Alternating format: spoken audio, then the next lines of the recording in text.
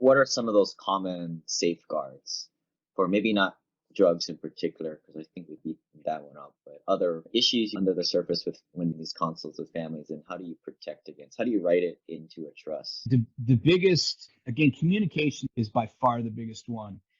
But I want to hit that from a different angle so that I answer your question in not a different way, but it from another issue. We wrote an article, David York and I, we was a co-author on our books, but it was for Trust and Estates magazine in 2017.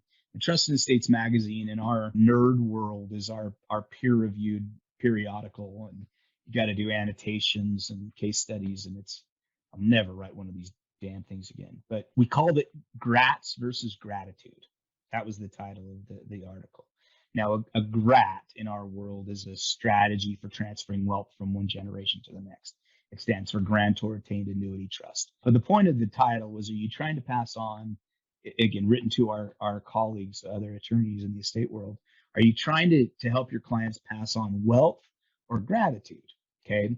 And we took a look at all of our families that, again, had done this very well. And one of the things that we found was the biggest deciding factor about whether or not a family stays in harmony, meaning that a year after mom and dad dies, they're still having Thanksgiving dinner together. And we have this saying in the estate planning world that you never truly know a person until you share an inheritance with them. Because the best families, the clause will come out and people will fight over mom's engagement ring. I don't think, it doesn't say anything bad to the person. It doesn't necessarily mean that you're greedy, although I've seen a lot of greed in these scenarios.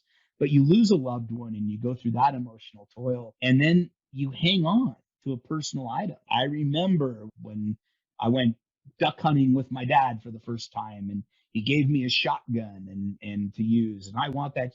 Whatever it is, it has this emotional attachment that, because of the emotional turmoil you're going through with that lost one, you latch onto that. And I will see people fight over tooth and nail over that. So the point of this is the biggest deciding factor is openness, being open with your family and having the open dialogue. And that's a really counterintuitive thing. Not so much for our generations. Our generations are getting a little bit more comfortable with it. But you have the silent generation. There was a reason they were called the silent generation. They did not want to talk about money. They did not want to talk about finances. Include the family. David, one of my partners, he has this great story about this family he was talking to this with, and the mom and dad look at him and say, God, we try to instill our kids all these financial ideas and how lucky they are all the time. And we did that recently on a trip because we sat in first class and we made them sit and coach.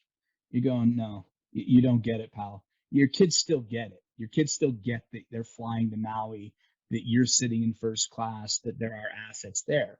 Don't act like they're stupid people. Include them. Let them know, though, what they're going to expect, even if that they expect nothing, because then the anger, if you will, isn't directed to you or isn't directed to their siblings. It's directed at you, who's 6 feet under, and they can jump on your grave all you want. So the point being, open the books is a really big thing that I encourage people to do. And we really feel that kids can start getting involved in some of these discussions in age appropriate ways, but as early as 5 years old. Or just lie to them. Tell them it's your grandparents' trust. It's not yours. No, that's a joke. Don't do that. No, because again, that's our second principle. With the first principle with untrusted families is they, like I said, they know who they are and they know who they believe. But the second principle is that entrusted families prepare the next generation for the wealth rather than concentrating on preparing the wealth for the next generation. And that's all estate planning is doing right now, is concentrating on preparing the wealth without, again, the consequence it has on that next generation. But without question, including kids into meetings. I was in meetings with family advisors, financial advisors, accountants. I was told to sit in the corner, shut up, and suck my thumb, but I was also told to listen.